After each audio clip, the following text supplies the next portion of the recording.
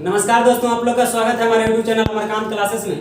आज के इस वीडियो में हम लोग देखेंगे आर.एस. अग्रवाल से रेशियो एंड प्रपोर्शन जो चैप्टर आपका चल रहा था, इसमें हम लोग 100 क्वेश्चन कर चुके हैं। आज हम लोग 101 से स्टार्ट करेंगे। तो चलिए आइए सीधा हम लोग देखते हैं 101 नंबर क्वेश्चन क्या है, उसको समझते हैं। पहले कहता है कि 3 बराबर गिलासों में स्पिरिट और पानी के मिश्रण 3:4, 4:5 और 5:6 में है। इन मिश्रणों को एक नए गिलास में उलटकर मिला दिया जाए तो नए मिश्रण में स्पिरिट और पानी का अनुपात क्या होगा, ये आपसे पूछा गया। देखिए सवाल थोड़ा सा बढ़िया है। 3 गो गिलास है और तीनों गिलास में स्पिरिट और पानी का मिश्रण दिया गया है। सवाल को समझिएगा। उसके बाद क्या करता है कि तीनों गिलास का जो मिश्रण है इसको एक नया गिलास में डाल दिया जाता है। तो पूछ रहा है कि बताइए जो नया वाला गिलास में डाला गया है इसमें स्पिरिट का मात्रा और पानी का मात्रा का जो अनुपात होगा ये पूछा जा रहा है कि क्या है। तो चलिए आइए हम लोग सीधा सोल्यूशन करते हैं। देखिएगा, इसको मान लीजिए पहला गिलास है, ये दूसरा गिलास है और ये आपका तीसरा गिलास है। देखिएगा जो नया वाला गिलास होगा वो चौथा गिलास होगा। गिलास का फिगर नहीं बनाएंगे, आप समझ लीजिएगा। नया वाला लिख देते हैं यहाँ पे, ठीक है ना, ये नया वाला गिलास। अब देखिए इसमें जो स्पिरिट ऐसे लिखा जाता है और अनुपात आपको फिर दिया गया पानी है ना, पानी। सेम चीज यहाँ भी आ जाएगा, आप समझ लीजिएगा। देखिए इसका जो वैल्यू दिया गया है वो आपको दिया गया है 101, 3:4, 3:4, 4:5 और ये आ जाएगा 5:100। ठीक है, यही आपका सवाल था, 5:6। चलिए तो देखिए इस अनुपात में आप सवाल को समझना है कि ये पहला गिलास होगा, गिलास जिसका हम लोग इस्तेमाल करते हैं अपने घर में पानी वगैरह या दूध पीने में, ठीक है ना। सेम वही गिलास होगा और उसमें स्पिरिट और पानी का जो मिश्रण है वह 3:4 यानी 3 भाग स्पिरिट होगा तो 4 भाग पानी होगा। ये पहला गिलास का बात है। जब दूसरा गिलास का बात करेंगे तो 4 भाग स्पिरिट होगा और 5 भाग पानी होगा। और तीसरा गिलास जो इसमें 5 भाग स्पिरिट और 6 भाग पानी होगा। अब कहता है कि सभे एगो बड़का गिलास यहाँ पे ले लिए, बड़ा वाला गिलास। देखिए गिलास का भी साइज होता है, एगो चाय पीने वाला है, फिर उससे बड़ा है और वो बड़का है। बात समझ रहे हैं कि नहीं? गिलास को भी लोग गिलास समझता है। देखिए तो इसको क्या करेंगे, सब में से निकाल के बड़का वाला गिलास में रख दिए। बात समझ में? अरे ऐसे नहीं करते हैं। जैसे मान के चलिए कि 5 लीटर दूध अलग अलग से लाए तो 5 गो बर्तन में आएगा, एगो 5 लीटर वाला बर्तन में सब कुछ जाके रख देंगे उसमें। बात समझ में आया कि नहीं? वही काम किया गया है, इसमें रख दिया गया। तो अब पूछ रहा है कि बताइए नया वाला जो आपका गिलास है इसमें स्पिरिट और पानी का अनुपात क्या होगा। तो देखिए इसको निकालने के लिए हम लोग क्या करेंगे, स्पिरिट अलग निकाल लेते हैं और पानी अलग निकाल लेते हैं। तो यहाँ पे देखिए लिखेंगे स्पिरिट का मात्रा की मात्रा। सवाल थोड़ा बढ़िया है, समझिएगा, बहुत इजी वे में बता रहा है। देखिए स्पिरिट की अगर हम लोग बात करेंगे तो 3 भाग स्पिरिट है, तो यहाँ पे लिखेंगे 3 बट्टा टोटल भाग कितना था, 4 और 3 7। अच्छा एक बात बताइए, अगर ये दोनों को मिला देंगे तो 3 भाग स्पिरिट और 5 भाग पानी है, मतलब टोटल 7 भाग ना हो गया। और 7 भाग में 3 भाग आपका स्पिरिट है और 4 भाग मतलब 4 भाग पानी है। तो 3 भाग स्पिरिट किसमें है, टोटल में से है नहीं। तो इसको क्या करेंगे, टोटल स्पिरिट निकालेंगे तो जोड़ेंगे। फिर यहाँ पे देखिए स्पिरिट कितना है, 5 4 9। अब प्लस देखिए स्पिरिट आपका 5 हो जाएगा किसमें, 6 5 11। जब आप सबको जोड़िएगा तो टोटल इसका एलसीएम जो होगा वो आ जाएगा 693। कितना आएगा, 693। 11 को 7 से मल्टीप्लाई करेंगे तो आपका 693 आएगा। और इसको जब कैलकुलेशन कीजिएगा तो 920 आएगा। आप करके देख लीजिएगा, ठीक है ना, भीड़ का जोड़ है। अब देखिए स्पिरिट का मात्रा निकाल दिए। इसी तरह आप क्या करेंगे, पानी का मात्रा निकालिए, पानी की मात्रा। तो पानी का मात्रा होगा तो आप पानी को पहले रखेंगे। इसमें पानी कितना था, 4 भाग ना, कितना में, 7 में। इसमें देखिए पानी कितना है, बाद वाला पानी है। देखिए पहले स्पिरिट बाद में पानी, तो बाद वाला पानी ये हो जाएगा 5/9 और प्लस ये हो जाएगा 6/11। अब देखिए अगर इसका भी नीचे में 7 9 11, यहाँ भी 7 9 11, तो एलसीएम तो उतने आ जाएगा। इसका भी आ जाएगा कितना, 693। इसको जब आप कैलकुलेशन कीजिएगा तो 1159 आएगा। कितना आएगा, 1159। देखिए अब हमको स्पिरिट की मात्रा मिल गया है और पानी की मात्रा मिल गया। तो अब यहाँ पे दोनों का अनुपात निकालना है ना, तो देखिए यहाँ पे लिखेंगे, यहाँ पे लिख दीजिए स्पिरिट अनुपात पानी। यही ना पूछा गया है, नया वाला गिलास में स्पिरिट और पानी का मात्रा क्या होगा। तो कितना हो जाएगा, 920/693। इधर हो जाएगा 1159 होगा, 1159/693। देखिए यहाँ से ये से कट जाएगा, 693 से 693। तो हमारे पास अनुपात क्या बचेगा, 920/1159। यही आपका क्या हो जाएगा, आंसर हो जाएगा। बहुत इजी वे में कंप्लीट हो गया। आप देख लीजिए 101 नंबर सवाल, option number B is the right answer of this question. ठीक है, तो देख लीजिए यहाँ पे इस तरह का अगर क्वेश्चन हम लोग को दिया जाए, तीन तीन को आपका जो मान के चलिए अगर मिश्रण है मिला हुआ है, उसको अगर कोई नया बर्तन में हम लोग को मिलाना है, रखना है, और उसका अगर भाग पूछे या अनुपात पूछे, तो इस तरीके से आराम से हम लोग कैलकुलेशन कर देंगे। देखिए डाटा थोड़ा सा बड़ा आ गया है इसमें, इसीलिए इतना बड़ा कैलकुलेशन है। कभी कभी डाटा छोटा आएगा तो आपको बनाना बहुत आसान हो जाएगा। ठीक है, तो चलिए हम लोग फिर नेक्स्ट क्वेश्चन देखते हैं। चलिए देखते हैं 102 नंबर क्वेश्चन क्या है। कहता है कि ए और बी दो मिश्र धातुएं हैं जिन्हें सोने और तांबे को क्रमशः 5:3 और 5:11 में मिलाया जाता है, बनाया जाता है। इन दोनों धातुओं की समान मात्राओं को पिघलाकर एक तीसरी मिश्र धातु सी बनाई जाती है, तो सी में सोने तथा तांबे का अनुपात क्या होगा। आप देखिए ये बात आप लोग को अभी समझ में नहीं आएगा, लेकिन थोड़ा देर के बाद आएगा। दो मिश्र धातु बनाया गया है, सवाल पहले लिख देते हैं 102 नंबर। एगो धातु का एगो का नाम है ए और दूसरा का नाम है बी, ठीक है ना। और उसके बाद एक और बनाया जाता है तीसरा, इसका नाम है सी। ऐसे करके आप बनाए। अब देखिए इसमें क्या बोला जा रहा है कि दो मिश्र धातु जिसमें सोने और तांबे, सोना के लिए S का प्रयोग करेंगे और तांबे के लिए T का प्रयोग करेंगे। यहाँ पे देखिए S और T का अनुपात दिया होगा और यहाँ भी S और T का अनुपात निकालना है। ठीक है, तो यही आपसे पूछा जा रहा है कि सोने और तांबे का अनुपात 5:3 है। इसमें कितना है 5:3 पहला में, और उसके बाद देखिए बी में आपका कितना है 5:11, 5:11 दिया गया है। तो आपसे पूछा जा रहा है कि इन मिश्रणों में इन दोनों धातुओं की समान मात्राओं को पिघलाकर एक तीसरी मिश्र धातु बनाई जाती है, इसमें सोने और तांबा का अनुपात क्या होगा। हाँ, अनुपात ही पूछा गया। अब देखिए यहाँ पे हम लोग क्या करेंगे, बात को समझिएगा। ये एक्चुअली में ये धातु है, ये आपका बी है और ये सी है। ये जो है इसमें आपका सोना और तांबा का अनुपात 5:3 दिया गया है, और बी में सोना और तांबा का अनुपात 5:11। ठीक है ना, 5:11 है ना, एक मिनट, हाँ ठीक है 5:11। तो पूछ रहा है कि सी जो है इसमें आपको सोना और तांबा का अनुपात क्या हो। तो देखिए इसमें हम लोग क्या करेंगे, अगर टोटल की बात किया है तो इसमें देखिए टोटल आ जाएगा कितना 5 3 8, जबकि यहाँ पे अगर बात करते हैं तो इसका जो टोटल होगा वह कितना आ जाएगा 11 5 16।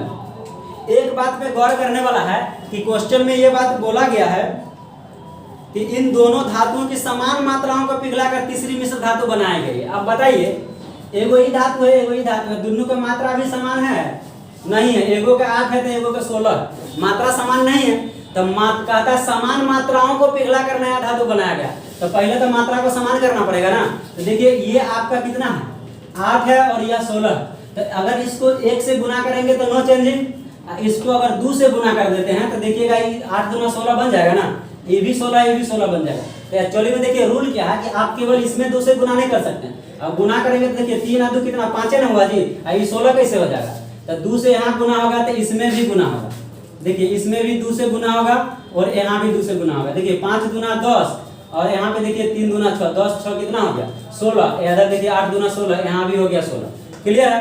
अब इसमें पूछा जा रहा है तो देखिए अब जो नया बनेगा कितना बनेगा 10:6 अब बराबर ही कितना हो जाएगा 16। और यहाँ पे तो ऑलरेडी आपका 5:11 कितना है 16 है। तो अब देखिए इसमें पूछ रहा है कि सोना और तांबा के बताइए। तो सोना अब कितना है, तो देखिए 10 इसमें है और 5 इसमें है। सोना है ना जी, ध्यान दीजिए यहाँ पे सोना 10 इसमें और 5 इसमें है, तो 10 5 कितना आ जाएगा 15। यहाँ पे देख लीजिए 6 तांबा इसमें 6 भाग है और इसमें तांबा कितना है 11 भाग है। तो 11 6 कितना होता है 17। तो यहाँ पे हो जाएगा 17। तो आपका आंसर क्या आ जाएगा 15:17। देखिएगा सवाल एक बार फिर से समझा दे रहे हैं, समझिए। कहता है कि इन दोनों धातुओं की समान मात्राओं को पिघलाकर एक तीसरी मिश्र धातु बनाई जाती है सी। इसमें सी में सोने और तांबा का अनुपात बताइए क्या है। तब बात देखिए जोड़े क्यों, इस बात को समझिए। कोई स्टूडेंट को लगेगा कि जोड़ काहे दी, अरे भाई ये दोनों को मिला के तो ही बनाया गया है। तो ये मिलाया गया है तो बताइए एकरा में जो सोना का मात्रा होगा वो इसमें सोना का मात्रा होगा, दोनों मात्रा ना उठ के एकरा में जाएगा। मिलाए मतलब क्या, दोनों उठ के गया। तो एकरा में 10 भाग, एकरा में 5 भाग, तो टोटल 15 भाग सोना गया ना।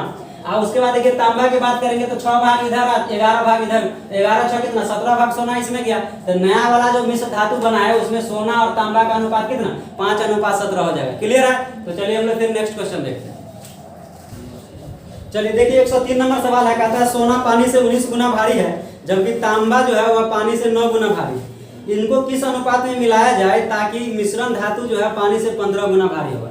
देखिए ऐसा वाला क्वेश्चन जब भी मिले तो कैंची मेथड लगाइए, कैंची मेथड। ऐसे पहला वाला नोट पे पहला बात देखिएगा 103 नंबर ना कहता है सोना पानी से 19 गुना भारी है। देखिए पहला वाला पे पहला बात, ये 19 गुना का बात क्या है, नहीं इस पे बोला है 9 गुना। और देखिए जो बीच वाला होता है इस पे कॉमन बात होता है जो दोनों में शामिल होता है। तो बोलता है देखिए इसमें क्या बोला है कि मिश्रण धातु 103 है ना, कहता है ताकि मिश्रण धातु पानी से 15 गुना भारी हो। कितना गुना? 15 गुना। तो 15 आपका कहाँ पे आ जाएगा? यहाँ पे आ जाएगा। अब देखिए इसको कैसे घटाते हैं इसको समझिएगा।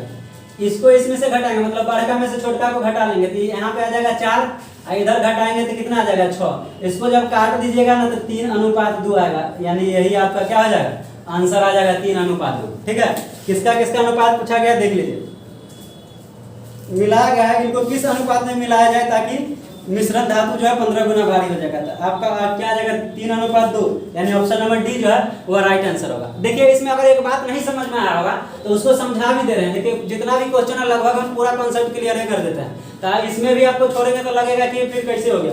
तो आप समझ लीजिए, थोड़ा देर 1 मिनट और समय दीजिए, आपको समझा देते हैं। सोना और पानी की बात क्या है? S इंटू वाटर, S मतलब S इज टू वाटर, मतलब S मतलब सोना और पानी हो गया। कहता है कि सोना जो है पानी से 19 गुना भारी है। तो पानी अगर 1 होगा तो सोना कितना होगा? 19 होगा, तब ना 19 गुना भारी हुआ जी।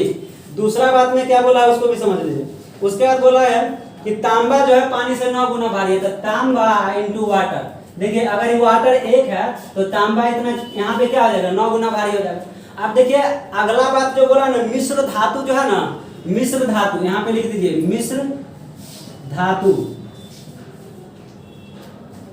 मिश्र धातु जो है वह उसका देखिए देख लेते हैं क्या किधर चला। मिश्र धातु जो है वह पानी से 9 गुना भारी है। किससे? पानी से। इज टू मिश्र धातु, इधर पानी बना दीजिए 9 गुना था। पानी 1 था, ये कितना? सॉरी 9 नहीं 15 गुना भारी है मिश्र धातु। तो देखिए यहाँ से समझिएगा, यहीं से उठा के इसको सेट किए थे, आप समझ लीजिए बात को। देखिए यहाँ पे बात बोला है कि सोना और पानी, सोना जो है वह पानी से 19 गुना भारी है, तांबा पानी से 9 गुना भारी है और मिश्र धातु जो है पानी से 15 गुना भारी है। तो पूछा इनको किस अनुपात में मिलाया जाए। तो देखिए यहाँ पे समझिए, मिश्र धातु की बात किया है, धातु में पानी नहीं होता है। बात समझ में आ रहा है ना? धातु में पानी नहीं होता है। मिश्र धातु, तो धातु एगो कितना है? 19 है। एगो धातु कितना? सोना तांबा धातु नहीं है, तो तांबा आपका कितना आ जाएगा? 9। इसीलिए देखिए ये आपका आ जाएगा 15 और ये आ जाएगा आपका कितना? 9। ठीक है ना? और जो मिश्र धातु है वह कितना है? 15। तो मिश्र धातु क्या बोले थे? दोनों को मिला करके ना बना है, ये दोनों को मिला करके बना है। नहीं तो बीच में जो बात होता है, जो कॉमन बात रहता है वो कॉमन यहाँ पे लिखा था। तो देखिए मिश्र धातु 15, अब यहाँ से निकाल दीजिए, आ जाएगा आंसर। ठीक है, फिर हम लोग नेक्स्ट क्वेश्चन देखते हैं। देखिए 104 नंबर सवाल कहता दिया गया है कि 24 कैरेट सोना शुद्ध सोना होता है। ऐसे भी हम लोग जानते हैं शुद्ध सोना जो होता है वो कितना होता है? 24 कैरेट का ही होता है। लेकिन इसका आभूषण नहीं बनता है, क्योंकि इसमें क्या होता है, आपको तांबा मिलाया जाता है थोड़ा कठोर होने के लिए, तब आभूषण बनता है। ठीक है ना? लेकिन शुद्ध सोना अगर पूछा जाए तो 24 कैरेट ही होता है। तो जीके का भी एक क्वेश्चन हो गया। तो देखिए यहाँ पे दिया गया है कि 24 कैरेट सोना शुद्ध सोना है और 18 कैरेट सोने में 3/4 भाग सोना है और 20 कैरेट सोना जो है इसमें आपका 5/6 भाग सोना है। तो 18 कैरेट सोना और 18 कैरेट सोना में शुद्ध सोना और 20 कैरेट सोना में शुद्ध सोना का अनुपात पूछा जा रहा है क्या। तो देखिए 18 कैरेट और 20 कैरेट का बात क्या है। तो देखिएगा यहाँ पे हम लोग लिख देंगे 18 कैरेट और इधर आपका कितना आ जाएगा? 20 कैरेट। सोना है तो सोना लगा दो, सोना मोना तो बड़ा फेमस शब्द है नहीं। तो देखिए तो क्वेश्चन में हम लोग को क्या बोला है कि 18 कैरेट सोना में जो है वह 3/4 भाग शुद्ध सोना है। कितना है? 3/4 भाग है। तो एकरा में देखिएगा 3/4 भाग क्या है? शुद्ध सोना। और एकरे अनुपात हम लोग को निकालना है। किसका निकालना है? शुद्ध सोना का। 3/4 भाग है और 20 कैरेट वाला जो सोना है ना, इसमें आपका देख लीजिएगा 5/6 भाग शुद्ध सोना है। 5/6 भाग जो है वो शुद्ध सोना है इसमें। तो देखिए इसका अगर हम लोग को अनुपात निकालना है तो देखिए इसमें हम लोग पहले ही सीख चुके हैं कि जब भी बट्टा भिन्न के रूप में जब दिया रहता है तो इसको हम लोग को कैसे अनुपात निकालना। अनुपात भिन्न में नहीं होता है, ठीक है ना, निकालना। तो अब यहाँ पे क्या करेंगे, दोनों का एलसीएम ले लेंगे। तो एलसीएम अगर आप लेते हैं किसका? 4 और 6 का, तो इसका एलसीएम कितना आता है? 12। 4 और 6 का 12 आएगा। जो एलसीएम आता है उससे इसमें भी गुना करेंगे, इसमें भी गुना करेंगे। 4 तिया 12, 6 दूना 12, 3 तिया 9 और 5 दूना 10। तो यही आपका क्या आ जाएगा? आंसर आ जाएगा 9:10। क्वेश्चन नंबर 4 है ना, तो option number C right answer. चलिए हम लोग नेक्स्ट क्वेश्चन फिर देखते हैं। नहीं बोला। देखिए 105 नंबर सवाल है, कहता श्री तथा श्रीमती गुप्ता, आप समझ रहिएगा गुप्ता जी के परिवार के बात चल रही है। भार जो है 7:8 है तथा इनका कुल भार 120 किलोग्राम है। डाइटिंग कोर्स समझिएगा, डाइटिंग कोर्स करने के बाद श्री गुप्ता का भार 6 किलोग्राम कम हो गया, तो इनके भार का अनुपात जो है 5/6 हो गया, यानी 5:6 हो गया। तो श्रीमती गुप्ता का भार कितना कम हुआ ये आपसे पूछा गया है। तो देखिए इस सवाल मत बनाना है, मजा आएगा, समझिएगा। तो एगो यहाँ पे क्या है, इसको लिखिए श्री, इधर क्या है श्रीमती,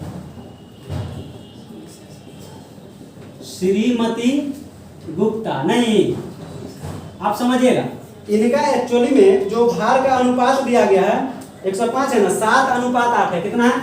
7:8 है, ये भार का अनुपात है। जबकि कुल भार की अगर हम लोग बात करें तो कुल भार कितना है, यहाँ पे देखिए कुल भार 120 केजी, कितना है 120 केजी। जबकि अनुपात में अगर आप इसको अगर जोड़ते हैं तो इसका वैल्यू देखिए कितना आ जाएगा, 7 8 कितना आता है 15 ना, तो 15 का वैल्यू आ जाएगा 120, तो एक का वैल्यू कितना आ जाएगा 120/15, यानी कितना आ गया 8। क्लियर है, समझिएगा। कुल भार यहाँ पे कितना दिया 120 किलो, जबकि दोनों का अनुपात कितना है 7:5, तो ये दोनों को जोड़ेंगे तो 8 7 कितना हो जाएगा 7:8 है, दोनों को जोड़ेंगे तो इधर कुल 15 है, जबकि उधर कुल भार कितना है 20 है, तो 15 का वैल्यू 120, तो एक का वैल्यू कितना आ जाएगा 8 आ जाएगा। तो अब यहाँ से समझिए, इसको अगर आप 8 से गुना करते हैं तो 8 7 कितना आ जाएगा 56, और इसको जब आप 8 से गुना करेंगे तो 8 8 64, यानी कि रियल में जो श्री मतलब कि गुप्ता जो होगा वह 56 किलो का, और श्रीमती गुप्ता जो है स्मॉल एलिफेंट होगी 64 किलोग्राम का। नहीं जी, श्रीमती है तो ज्यादा है ना वजन, इससे ज्यादा है, तो थोड़ा सा समझ रहे हैं ना, मुस्कुरा रहे हैं आप लोग, मतलब समझ रहे हैं। अब देखिए क्या हुआ कि अब इसके बाद इन लोग को विचार आया कि भाई सिस्टम गड़बड़ा रहा है, नहीं तो चलो डाइटिंग कोर्स ज्वाइन करते हैं। तो जाके कोर्स ज्वाइन किए, और कोर्स ज्वाइन किए तो कुछ दिनों के बाद पता चला ना कि ये गुप्ता जी यारो घट गया, हो गए 5-6 किलोग्राम ही घट गए, ठीक है ना। कितना घट गए 6 केजी घट गए, और ये कितना घटे ये पता नहीं है, ठीक है ना। तो यही हम लोग को निकालना है। तो मान लीजिए ये कितना घटे x किलोग्राम घटे, तो इसी का अनुपात जो है वो आपका कितना हो जाता है 5:6, यानी कि 5:6 हो जाता है। समझिएगा बात को, यहाँ से क्वेश्चन को एक बार और समझिए। सबसे पहले इनका 8 और 7 और इनका 8 है, तो आप समझिए यहाँ पे हम लोग क्या किए हैं, यहाँ पे गुना कीजिए, इसको गुना का साइन दीजिए, 8 से यहाँ भी गुना 8 से यहाँ भी गुना। अब देखिए यहाँ से अगर आप 15 का वैल्यू 120 है तो एक का वैल्यू 8 आ गया, तो रियल वैल्यू हम लोग निकाल लिए कि ये आपका 56 केजी का है और ये 64 केजी का है। दोनों को आप जोड़िएगा तो 120 केजी आ जाएगा, ठीक है ना। अब क्या हुआ, डाइटिंग कोर्स के बाद 6 किलोग्राम घट गए, तो 6 किलोग्राम ही घट गए, तो अब ये कितना होंगे 50 केजी का होंगे। अनुपात है तो अनुपात का मतलब बट्टा होता है, ये कितना घटे ये पते नहीं है, नहीं तो ये हो जाएंगे कितना 64 - x। अब बराबर घटने के बाद अनुपात हम लोग को दे दिया गया है, कितना दिया गया है 5/6। अब देखिए इसको काटेंगे, ये कितना बार में कट जाएगा 10 बार में कट जाएगा, ऊपरे सुपरे। इसको गुना करेंगे तो 64 - x बराबर कितना 60, तो -x बराबर कितना आ जाएगा 60 - 64, नहीं तो -x बराबर -4, तो x का वैल्यू आपका कितना आ गया 4 केजी, यानी कि ये अभी कितना घटे हैं 4 किलोग्राम घटे हैं। नहीं, आपसे पूछा गया है कि श्रीमती गुप्ता जो है कितना किलोग्राम कम हुए, कितना हुए 4 किलोग्राम, तो यही आपका राइट आंसर हो जाएगा। तो चलिए आपको समझ में आ गया होगा। अब हम लोग फिर नेक्स्ट क्वेश्चन देखते हैं। 106 नंबर देख लेते हैं। कहता है एक हीरे का मूल्य उसके भार के वर्ग के अनुक्रमानुपाती है। देखिएगा ये थोड़ा अच्छा क्वेश्चन है। एक हीरा का मूल्य जो है उसके भार के, देखिए एक हीरे का मूल्य उसके भार के वर्ग के अनुक्रमानुपाती है। एक हीरा 4 भागों में इस प्रकार टूटा कि उसके टुकड़े का अनुपात 1 2 3 और 4 के अनुपात में टूट गया। यदि टूटने पर हीरे का मूल्य 70,000 की हानि होती है, मतलब मूल्य उसका घट गया है, तो पूछ रहा है कि मूल हीरे का मूल्य कितना था, मूल हीरे का मूल्य। तो देखिए क्या यहाँ पे सवाल को देखिए समझना। एक्चुअली में हीरे के टुकड़ा का अनुपात देखिए क्या है, यहाँ पे लिख देते हैं हीरे के टुकड़ा का अनुपात। समझिएगा बात को क्या है। एक हीरा है वह नीचे गिर जाता है तो टूट जाता है, 4 भाग में टूट गया, ठीक है ना। 4 भाग में टूटा तो उसका अनुपात जो है वो देख लेते हैं कैसे कैसे टूटा है। 1:2:3:4, इस अनुपात में टूट गया, ठीक है ना। टुकड़ा है 4 टुकड़ा हो गया इसका। आप ऐसे भी कर सकते हैं, पहला टुकड़ा होगा, दूसरा टुकड़ा होगा, तीसरा टुकड़ा होगा, चौथा टुकड़ा होगा। 4 भाग में टूट गया है। अब देखिए क्वेश्चन में कह रहा है कि हीरे का मूल्य उसके भार के अनुक्रमानुपाती है। देखिए भार के अनुक्रमानुपाती कहने का मतलब इधर समझिए, हीरा का मूल्य भार के अनुक्रमानुपाती नहीं, तो आप देखिए अनुक्रमानुपाती मतलब समानुपाती होता है, इसको हम लोग डायरेक्टली प्रोपोर्शनल भी बोलते हैं, अनुक्रमानुपाती होता है। तो भार आप यहाँ पे लिखिए, ठीक है ना, और इसका स्क्वायर हो जाएगा। क्लियर है? हीरा का जो मूल्य होगा वो भार के वर्ग के अनुक्रमानुपाती होगा। देखिए अनुक्रमानुपाती का मतलब यहाँ पे आप बराबर भी लिख सकते हैं, भार का, भार मतलब वेट, ठीक है ना, वेट का स्क्वायर।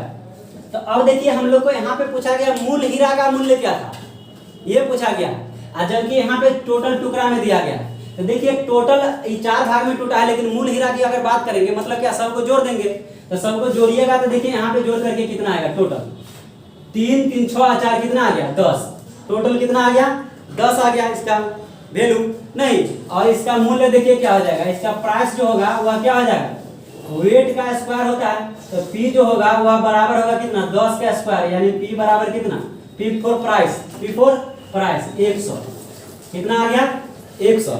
अब देखिए ये तो टोटल का वैल्यू आया। अब अगर ये 4 भाग में टूटा, तो 4 भाग में टूटने के कारण क्या होता है कि इस अनुपात में टूट जाता है, तो टूटने पर 70,000 का इसको हानि हो जाता है। तो इसका हम लोग क्या करेंगे, इसका भी हम लोग स्क्वायर निकालेंगे, मतलब प्राइस निकालेंगे, ठीक है ना।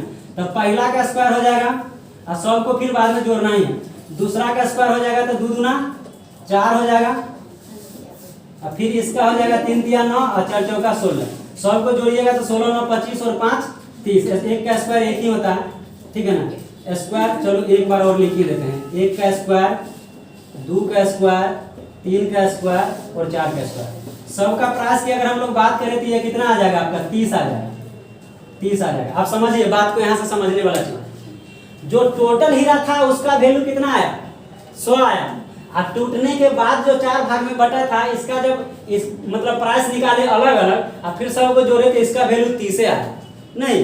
तो दोनों में कितना का अंतर है, यहाँ पे दोनों में 70 का अंतर है, जबकि रियल में कितना का अंतर है 70,000 का अंतर है। क्वेश्चन में यही बोला गया, क्वेश्चन में बोला गया कि यदि टूटने पर हीरे का मूल्य 70,000 की हानि हो जाती है, टूट गया तो वैल्यू घटेगा ना जी, 70,000 का उसको लॉस हो जाता है, जबकि यहाँ पे कितना का लॉस हो रहा है 70 का लॉस हो रहा है। तो 1 का वैल्यू कितना हो जाएगा, तो 1 का वैल्यू निकाल दीजिए 70,000 और बट्टे 70, यानी इसका वैल्यू कितना आ जाएगा 1000।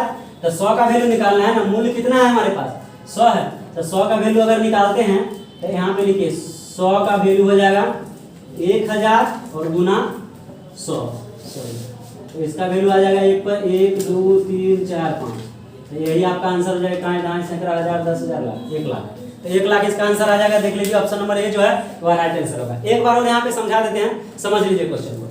क्वेश्चन हमारे पास था कि एक हीरा है, वह जब गिर जाता है तो 4 भाग में टूट जाता है। आप एक बात समझ लीजिए कि हीरा है, जब तक वह 1 भाग में बटा हुआ है तो उसका मूल्य अधिक होगा, जैसे वह टूट गया तो टूटने के बाद लॉस होता है। अब बताइए, आप लीजिएगा टूट गया तो आप उससे क्या होता है कि अब दूसरा ही सामान बन सकता है, बात समझ में आ रहा है कि नहीं। तो उससे उसको 70,000 का लॉस हो गया, कब, जब टूट के गिर गया।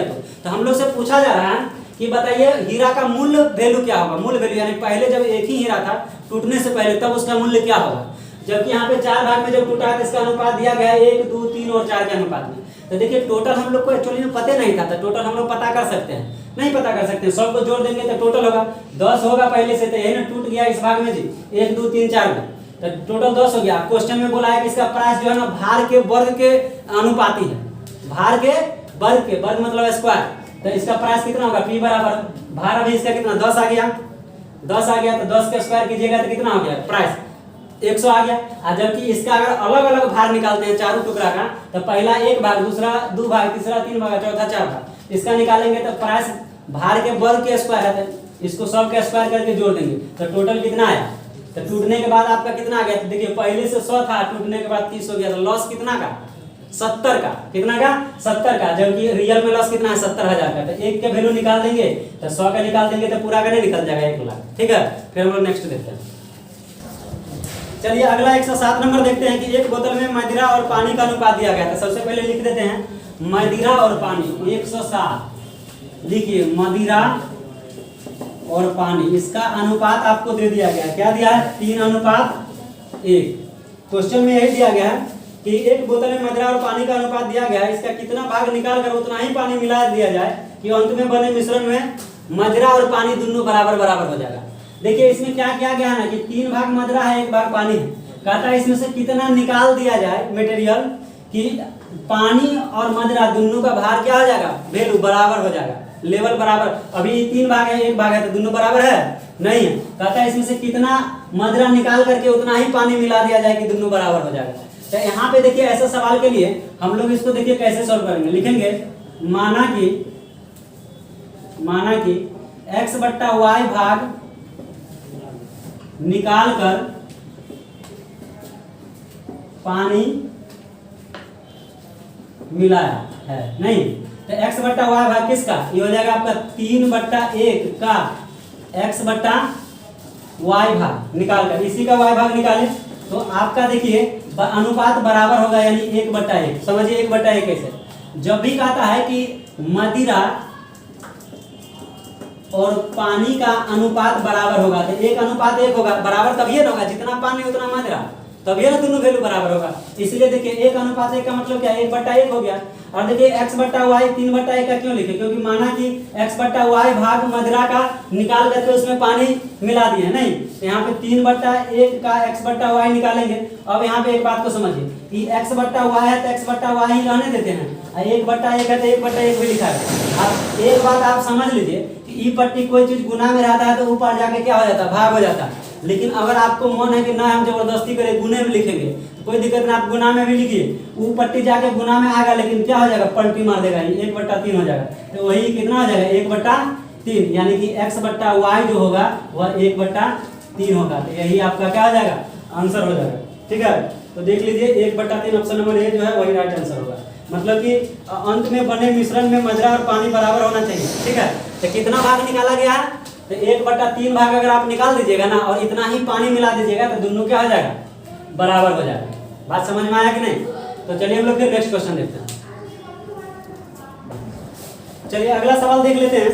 कहता है कि संपूर्ण पृथ्वी पर थल और पानी का अनुपात 1:2 है। उत्तरी गोलार्ध पर यह अनुपात 2:3 है, तो दक्षिणी गोलार्ध पर थल और पानी का अनुपात क्या होगा। देखिए एसएससी में पूछा गया 2004 में, ध्यान दीजिएगा क्वेश्चन। संपूर्ण पृथ्वी पर थल और पानी का अनुपात दिया गया है, तो यहाँ पे लिखेंगे क्वेश्चन नंबर कितना हो जाएगा 108। यहाँ पे लिखिए थल और इधर लिखिए पानी। थल और पानी का अनुपात आपका जो दिया गया है वह है 1:2। अब यहाँ से देखिए ध्यान दीजिए, ध्यान देने वाला बात, संपूर्ण पृथ्वी पर। तो देखिए अगर मान के चलिए कि ये पृथ्वी है, यहाँ पे बनाते हैं ये पृथ्वी है, ठीक है ना, तो इधर आपका कहीं पे थल होगा और इधर पानी होगा। इसका अनुपात आपको दिया गया। देखिए इसको एंगल से बनाया गया, पूरा सर्किल क्या होता है, गोल होता है। इसमें कितना डिग्री का कोण बनता है, 360 का। तो यहाँ पे देखिए टोटल वैल्यू कितना आ जाएगा, 2 1 3, 3 का वैल्यू कितना आ जाएगा 360, तो 1 का वैल्यू कितना आ जाएगा 360/3, कट के आ जाएगा कितना 120। तो अभी देखिए ये थल और पानी का अनुपात था ना, तो अब देखिए यहाँ पे क्या हो जाएगा, 120 से इसको गुना करेंगे तो 120 हो जाएगा, इसको भी 120 से गुना करेंगे तो 240 हो जाएगा। मतलब क्या, थल जो होगा वह 120 भाग होगा पूरे पृथ्वी पर, और पानी जो होगा 240 भाग होगा, कहाँ, पूरे पृथ्वी पर। लेकिन क्वेश्चन में फिर क्या बोला है कि उत्तरी गोलार्ध और दक्षिणी गोलार्ध का चर्चा किया है। अब देखिए बात क्या होगा, फिर से देखिए एक गोला बनाइए, इसमें इसको 2 भाग में बांट देते हैं। एक आपका हो गया उत्तरी गोलार्ध, क्या हो जाएगा, उत्तरी गोलार्ध, नहीं इधर वाला आ जाएगा आपका दक्षिणी गोलार्ध, दक्षिणी गोलार्ध, ठीक है ना। तो उत्तरी गोलार्ध जो है इसमें आपको दिया गया है उत्तरी गोलार्ध का अनुपात 2:3 है। कितना है, 2:3। 2:3 कहने का मतलब है कि 2 भाग थल होगा, 3 भाग जल होगा। आप उत्तरी गोलार्ध कहने का मतलब है कि इसका अनुपात दे दिया गया, दक्षिणी गोलार्ध का अनुपात हम लोग को निकालना है। और किसका अनुपात निकालना है, तो जल और थल का ही निकालना है, ठीक है ना। तो अब देखिए यहाँ पे जल दिया गया है, अगर इसको हम 20 से बांट देते हैं तो अब इधर कितना 180 डिग्री होगा, और 180 इधर 180 इधर 360 हुआ ना, और पूरा 360 था तो पूरा पृथ्वी का हम लोग निकालिए चुके। तो अब देखिए अगर इसका अगर निकालते हैं उत्तरी गोलार्ध का, तो चलिए यहाँ पे लिखते हैं, देखिए उत्तरी गोलार्ध, उत्तरी गोलार्ध का देखिए किसका किसका निकाल रहे हैं, तो थल और पानी। अब देखिए इसमें क्या है, 2:3 है, मतलब टोटल वैल्यू कितना 5, 5 का वैल्यू 180, क्योंकि आधा में 180 डिग्री का कोण बनेगा, तो 1 का वैल्यू कितना आ जाएगा 180/5, यानी आप काट दीजिएगा 5 तिया 15, 36 होता है ना, 36 5 180। अब देखिए यहाँ पे अगर वैल्यू निकालते हैं तो इसको भी 36 से गुना कीजिए, 36 गुना 72, और यहाँ भी 36 से गुना करेंगे तो 36 तिया 108। अब देखिए यहाँ से सवाल अब कंप्लीट हो चुका है। क्वेश्चन में दिया गया था कि संपूर्ण पृथ्वी पे, संपूर्ण पृथ्वी है, और यहाँ पे जो आपका अनुपात दिया गया हुआ 1:2 है, ठीक है ना। तो यहाँ से हम लोग निकाल लिए थे, थल जो था 120 भाग और पानी जो था वह 240 भाग हो गया। अब उत्तरी गोलार्ध का अनुपात दिया गया था तो इसका निकाल दिए 72, और ये आ गया इतना। देखिए पूरा पृथ्वी का भी पता है और उत्तरी गोलार्ध का भी पता है, तो दक्षिणी गोलार्ध नहीं निकल जाएगा, ये पूरा में से इसको घटा देंगे, अपनी दक्षिणी वाला आ जाएगा, आएगा कि नहीं, एकदम बेसिक बात है। तो यहाँ से क्या करेंगे, देखिए दक्षिणी गोलार्ध निकालने के लिए लिख देते हैं दक्षिणी, बढ़िया से समझ लीजिए, दक्षिणी गोलार्ध, दक्षिणी गोलार्ध। तो देखिए यहाँ पे टोटल कितना था 120, अनुपात आ जाएगा कितना 240 है, इसमें से किसको घटाना है 72:108। इसको जब घटाइएगा तो आ जाएगा 8 और 1 11 4 48, इधर से जब घटाइएगा 108 तो आ जाएगा कितना 2 3 और 132, 4 से काट दीजिए तो 4 से 12 से काटिए, 12 चौका 48, अब बड़े गढ़ हैं 132 11, यानी 4:11। इसका वैल्यू कितना आ जाएगा 4:11, यही आपका क्या हो जाएगा राइट आंसर आएगा। कुछ नहीं, इसका वैल्यू निकाला हुआ था, इसका भी निकाल दिया, इनमें से इसको घटा दिए, दक्षिणी गोलार्ध का आंसर आता है, ठीक है। तो हम नेक्स्ट देखते हैं, चलिए देखते हैं 109 नंबर सवाल कि दो धातुओं में जिंक और तांबे का अनुपात दिया गया है, 2:1 और 4:1 कि दोनों धातुओं को किस अनुपात में मिलाया जाए कि नई धातु में जिंक और तांबे का अनुपात 3:1 हो जाए। तो देखिए यहाँ से आपको समझने वाला बात है, कैसे बनाना है इसको समझिए। आपको तांबा और जिंक का अनुपात दिया गया है, तांबा और जिंक कितना कितना है इसको समझ लीजिए, 2:1, और उसके बाद देखिए दो धातु है, और इसमें भी दूसरा में पहला वाला हो जाएगा, इधर हो जाएगा दूसरा वाला। इसमें तांबा और जिंक का जो अनुपात होगा इसमें दे दिया गया है 4:1। कितना दिया है 4:1। कहता है कि दोनों धातुओं को किस अनुपात में मिलाया जाए कि नई धातु में जिंक और तांबे का अनुपात जो है वह 3:1 हो जाएगा, यानी कि 3/1 हो जाएगा। तो देखिए अगर इसको आप तांबा से सॉल्व करते हैं, किससे तांबा से अगर आप सॉल्व करते हैं तो देखिए तांबा आपका कितना हो जाएगा 2 टोटल आ जाएगा 3, इधर आपका आ जाएगा कितना 4/5, ठीक है। और उसके बाद बोला है किस अनुपात में मिलाया जाए, नहीं एक मिनट देखिएगा, तो यहाँ पे दिया गया है, देखिए पहला धातु है दूसरा है, इसमें जिंक और तांबा और जिंक का अनुपात दे दिया गया, इसमें भी तांबा और जिंक का अनुपात दे दिया गया। अब देखिए इसमें हम लोग का या दो तरीका से सॉल्व कर सकते हैं, या तो जिंक से सॉल्व कीजिए या फिर तांबा से सॉल्व कीजिए। तो अगर जिंक से हम तांबा से अगर सॉल्व करते हैं, देखिए ये भी आपका तांबा होगा, ये भी तांबा होगा। तांबा से सॉल्व करने का मतलब तांबा का कितना 2 भाग, कितना में टोटल कितना है 2/3, तो 2/3 हो जाएगा। इधर देखिए दूसरा वाला जो है इसमें तांबा का भाग कितना है 4 है, टोटल कितना है 3 4 1 5, इसका आ गया। अब देखिए यहाँ भी इसको कैंची मेथड लगा दीजिए यहाँ पे, ठीक है ना। तो आपको बताया गया है कि देखिए यहाँ पर जो बात होता है, पहला पे पहला बात, दूसरा पे दूसरा बात, और बीच में जो होता है वो कॉमन बात, क्योंकि यही दोनों को मिला करके एक नया धातु बनाया गया नहीं। तो वही बोला गया आपको कि किस दोनों को किस अनुपात में मिलाया जाए कि धातु में जिंक और तांबे का अनुपात 3:1 हो जाए। तो देखिए यहाँ पे 3:1 बोला है, तो तांबा यहाँ पे कितना 3/4 हो जाएगा। कितना होगा 3/4, क्योंकि तांबा से सॉल्व कर रहे थे, यहाँ तांबा तो यहाँ भी तांबा ही होगा ना। तो तांबा 3:1 था, तो 3 ऊपर में और 3 है कितना हो जाएगा 4। अब देखिए इसको अगर हमको खत्म करना है तो सबसे पहले देखिए इसका एलसीएम लीजिएगा। तो इसका देखिए एलसीएम लीजिएगा किसका किसका 2/3 का, 4/5 का, ओहो 2/3 का नहीं, अब नीचे वाला का सिर्फ लीजिए 3 5 और 4 का, 3 5 और 4, और इसका जो एलसीएम आएगा 5 या 20 या 60, 5 का 20 या 60, ठीक है ना।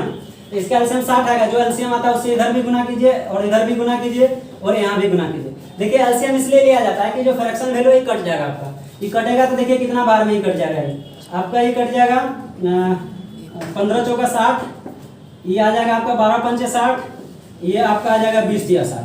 तो देखिए इसका वैल्यू क्या क्या हो गया आप देखिए यहाँ पे समझिए, यहीं पे लिख देते हैं 20 गुना ये हो जाएगा कितना 40, ये देखिए 12 चौका 48, ये हो जाएगा 15 या 45, समझिएगा। 40 में से 45 घटाइएगा तो कितना आएगा यहाँ पे 5, इधर देखिए 48 में से 45 घटाएंगे तो 3, तो यही देखिए 3:5 में जब आप मिलाइएगा, ठीक है ना, यही आपसे पूछा गया कि किस अनुपात में मिलाएं, कि जिंक और तांबे का अनुपात 3:1 हो जाएगा। तो 3:5 में अगर मिलाते हैं तो तांबे और जिंक का अनुपात 3:1 हो जाएगा। तो इसका आंसर आपका आ जाएगा option number 3, 5, option number A right answer होगा। ठीक है, तो देखिए इसमें दिक्कत नहीं होना चाहिए। आपका पहला धातु इधर है, दूसरा इधर है, और इसमें देखिए तांबा और जिंक का अनुपात दिया गया है, इसमें तांबा और जिंक का दिया गया है। दोनों को हम लोग तांबा से सॉल्व कर रहे हैं, तो तांबा ऊपर रखेंगे, ऊपर रखेंगे।